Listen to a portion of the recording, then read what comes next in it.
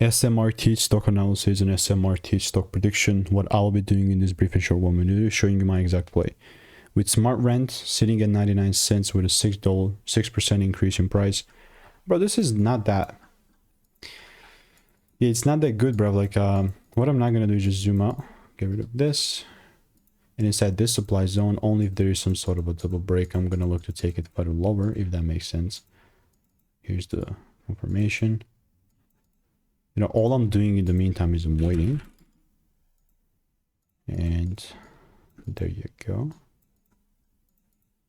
But if there's not a proper break above, like I would say 118, there's no way I'm gonna look to buy. And I'm just saying. So SMRT, let's check.